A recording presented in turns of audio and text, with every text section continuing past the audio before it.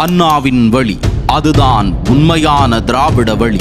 சமூக நீதி, சமத்துவம், சுயமரியாதை என்கிற 3 உன்னத தத்துவங்களை உள்வாங்கிய ஒரு கொள்கையே அண்ணாவழி திராவிடம். அப்பெருங்கொள்கையினை தாரக மந்திரமாக தமிழ்நாட்டின் இறையாண்மையாக கொண்ட பேரறிஞர் அண்ணாவின் உண்மையான வாரிசு அஇஅதிமுக.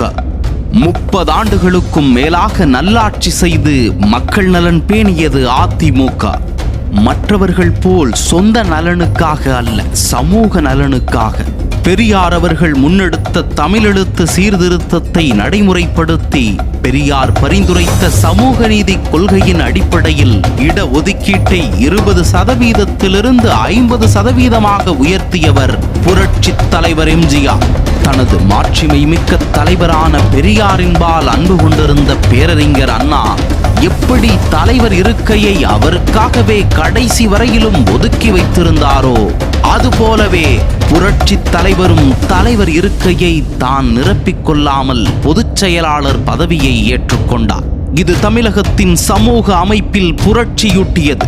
கிராம நிர்வாக அலுவலர் நியமனம் செய்ததன் மூலம் சாதிய பாகுபாடுகளை கிராமங்கள் வரை களைந்த ஒரு வரலாற்று முன்னோடி திட்டம். 69% இடஒதுக்கீடு, 7.5% அரசு பள்ளி மாணவர்களுக்கான மருத்துவ படிப்பிற்கான உள்ஒதுக்கீடு, இவையெல்லாம் அண்ணாவழி திராவிட தத்துவ சிந்தனையின் செயல் வடிவம்.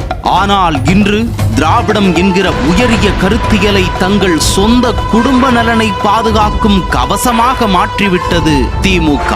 அதிமுக செய்த சமூக புரட்சிகளை பற்றிய ஆய்வுகள், திமுக தோல்விகளை வெளிச்சம் போடும் கட்டுரைகள் உங்களின் பார்வைக்காக. அண்ணாவின் வழியில் நடக்கும் திராவிடத்தை உயிர் மூச்சு என்று சுவாசிக்கும் மக்கள் இன்னும் இருக்கிறார்கள். அவர்களுக்கான இயக்கம்தான் அனைத்திந்திய அண்ணா திராவிட முன்னேற்ற கழகம். இந்த கழகம்தான் உண்மையான திராவிடத்தின் மாசற்ற வாரிசு. உண்மையை படியுங்கள், திராவிடத்தின் உண்மை பாதையை உணருங்கள்.